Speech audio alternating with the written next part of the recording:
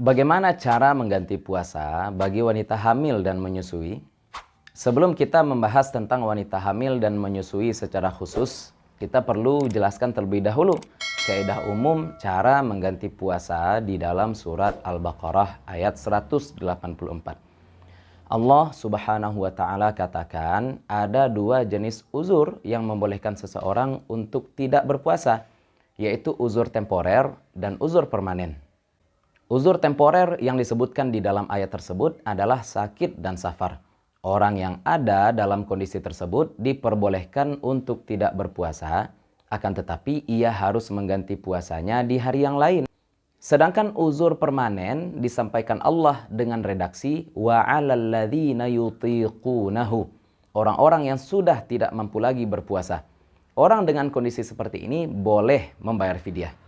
Maka panduan umum mengganti puasa adalah selagi seseorang masih bisa mengqadha, maka ia tak boleh mengambil fidyah. Fidyah hanya berlaku untuk orang-orang yang sudah tidak mampu lagi berpuasa. Wanita hamil dan menyusui tentu saja diperbolehkan untuk tidak berpuasa berdasarkan sabda Nabi Muhammad sallallahu alaihi wasallam, "Innallaha wada'a 'anil musafiris shauma wa syatras shalah wa 'anil hamili wal murdi'is shauma." Sesungguhnya Allah meringankan puasa dan separuh salat bagi musafir dan meringankan puasa bagi wanita hamil dan menyusui. Akan tetapi di dalam hadis tersebut Nabi Muhammad SAW tidak menjelaskan bagaimana cara orang hamil dan menyusui mengganti puasa. Maka untuk mengetahui hal tersebut kita butuh kepada dalil-dalil turunan. Yang pertama adalah qaul sahabi atau athar yang diriwayatkan dari Ibnu Abbas dan Ibnu Umar, yang menyatakan bahwa wanita hamil dan menyusui harus membayar fidyah. Seolah athar ini menjelaskan bahwa qadha tidak diwajibkan bagi wanita hamil dan menyusui. Mereka hanya diwajibkan untuk membayar fidyah. Akan tetapi penarikan kesimpulan seperti ini akan membatalkan kaidah umum yang kita tarik sebelumnya dari firman Allah surat Al-Baqarah ayat 184. Bahwa fidyah hanya berlaku bagi orang yang sudah tidak mampu lagi untuk berpuasa. Dan kita sama-sama tahu bahwa kondisi hamil dan menyusui itu bukanlah uzur permanen. Mereka masih bisa berpuasa, bahkan meskipun proses kehamilan dan persusuan tersebut terjadi berturut-turut. Perkataan sahabat tidak bisa membatalkan dalil yang lebih kuat. Dalam kasus ini adalah ayat Al-Quran. Namun, perkataan sahabat tersebut bisa kita jadikan sebagai tambahan keterangan. Yang kedua adalah dalil qiyas bahwa perempuan hamil dan menyusui itu memiliki kesamaan dengan orang yang sakit, yaitu sama-sama takut akan tertimpa mudarat. Namun qiyas ini juga tidak bisa dikatakan 100% akurat karena orang sakit takut akan mudarat yang akan menimpa dirinya. Sedangkan orang hamil boleh jadi ia siap dan rela mati asal anaknya selamat. Nah, mazhab Syafi'i mengakomodir dua sudut pandang ini.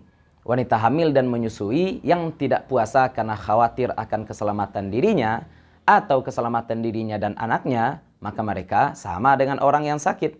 Sehingga setelah uzurnya hilang, mereka wajib mengqadha puasa yang ditinggalkan. Adapun athar dari Ibnu Abbas dan Ibnu Umar yang sebelumnya telah disampaikan tidak dapat membatalkan dilalah ayat Al-Quran. Namun dapat dijadikan dalil tambahan untuk wanita hamil dan menyusui yang tidak bisa dikiaskan kepada orang sakit. Yaitu mereka yang rela mati asal anaknya selamat. Penyuka sudut pandang drama boleh jadi akan menganggap wanita seperti ini adalah wanita heroik. Tapi sebenarnya wanita yang seperti ini adalah wanita yang bodoh. Sebab ia mengabaikan fakta bahwa keselamatan anak sangat bergantung kepada keselamatan ibunya. Maka wanita seperti ini harus mengganti puasa yang ditinggalkan karena uzurnya adalah uzur temporer. Dan ia harus membayar fidyah sebagai kompensasi pembatalan puasa demi orang lain berdasarkan athar yang sebelumnya telah kita sebutkan. Hukum ini tidak hanya berlaku bagi wanita hamil dan menyusui, namun juga berlaku untuk siapapun yang membatalkan puasa demi maslahat orang lain ataupun takut mudarat yang akan menimpa orang lain. Maka secara umum, wanita hamil dan menyusui yang tidak berpuasa itu terbagi tiga.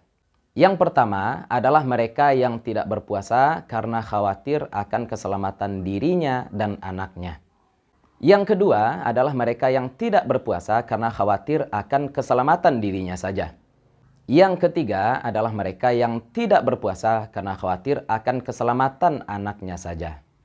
Wanita dengan kondisi pertama dan kedua cukup mengqadha karena kondisinya sama dengan orang sakit, cara menggantinya pun sama. Wanita dengan kondisi ketiga harus mengganti berdasarkan dilalah ayat sebelumnya dan membayar fidyah berdasarkan athar dari Ibnu Umar dan Ibnu Abbas radhiyallahu anhuma. Landasan amal adalah ilmu, maka jangan kita jadikan perasaan yang boleh jadi terpapar konsep drama sebagai landasan dalam beribadah. Wallahu ta'ala a'la wa a'lam, wallahul muwaffiqu ila aqwamit thariq, fastabiqul khairat, wassalamualaikum warahmatullahi wabarakatuh. Jangan lupa subscribe, like, komen, dan share. Semoga bermanfaat.